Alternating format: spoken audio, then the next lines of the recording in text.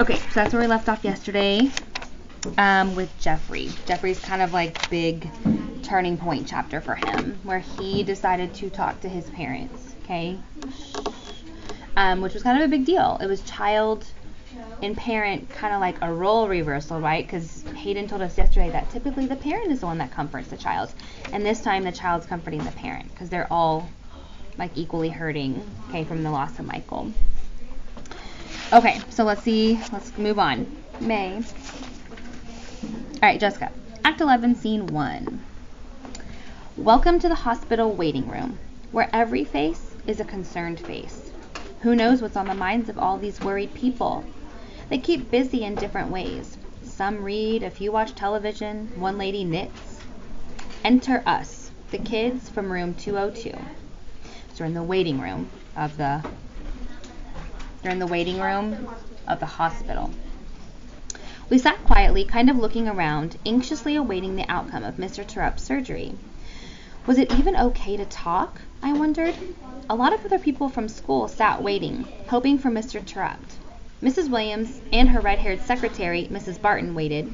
Mr. Loomis and Mr. Rudy sat and waited. Everyone at school liked Mr. Terupt.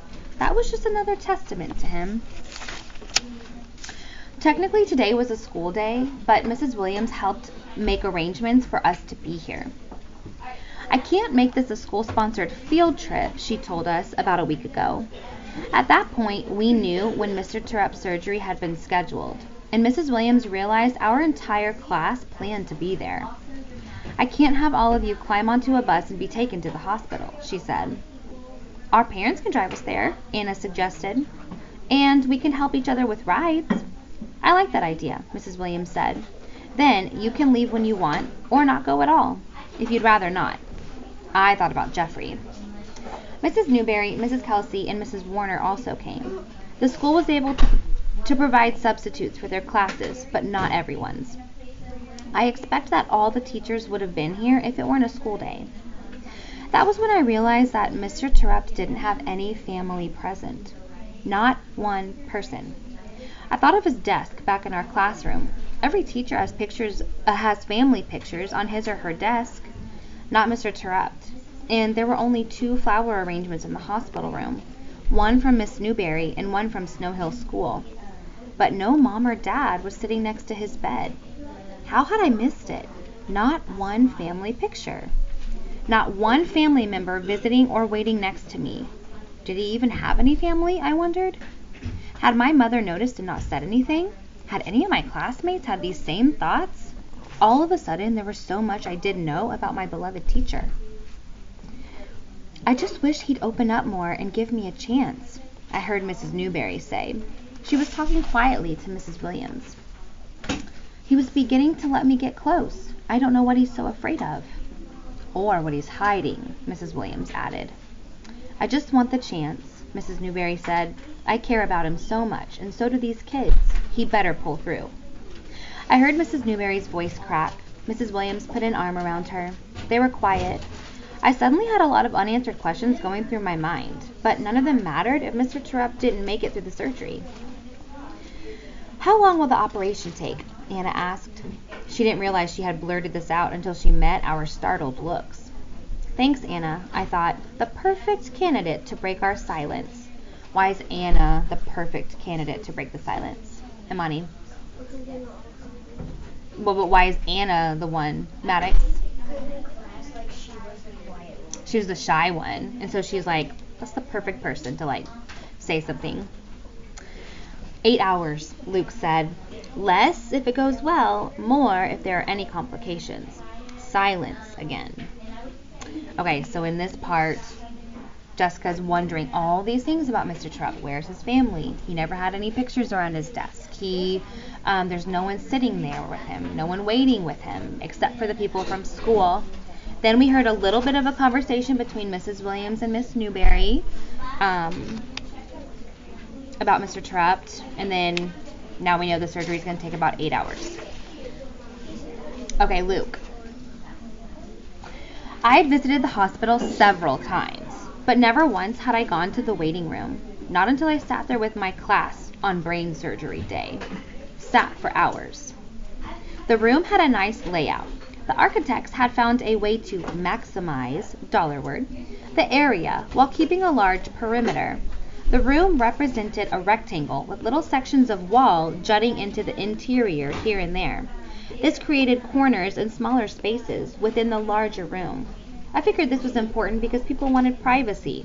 At least that's how it felt while I waited. Danielle. We sat together in the waiting room. I sat next to my mother. We left Grandma home, not knowing how she would handle being in the company of Terry and Anna. Anna sat across from us, next to her mother. A large wooden coffee table rested in the middle of everyone. It reminded me of our class meetings. We didn't form a circle on the floor, and we didn't have the microphone, but it was close enough. So, we sat silent until Anna spoke up. Thank goodness. But after Luke answered her question, no one else talked. At least not until Jeffrey surprised us. He put our class microphone in the middle of that big wooden table. I stared at it. Then I looked at Jeffrey. How did he know to bring it? Just a hunch, he said. I noticed that he and Jessica were looking at each other. I reached down and took the microphone.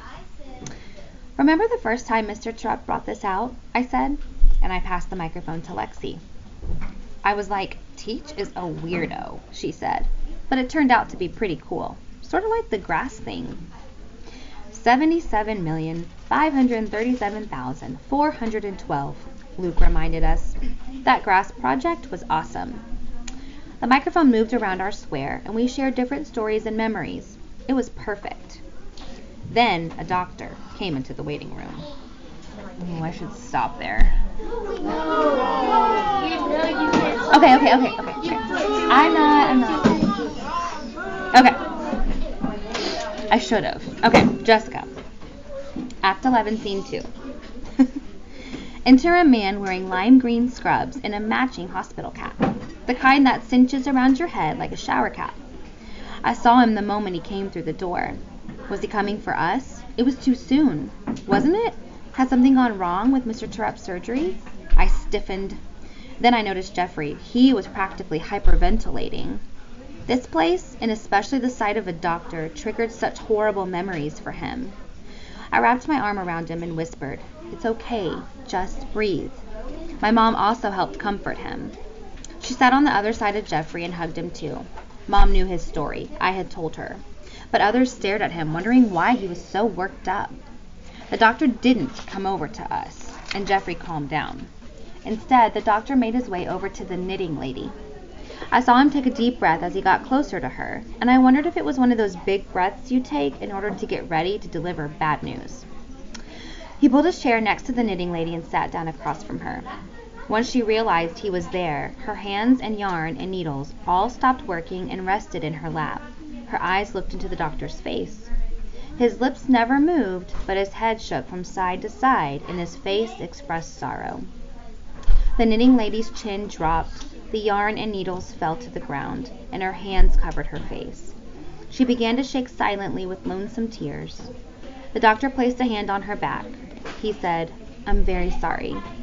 He waited for a while, then rose and walked out of the room. I felt silent tears trickling down my cheeks. I looked at my friends and saw some of them with tears too. I was scared, but I wasn't alone. Okay, so that doctor was not there to talk to the kids. Okay.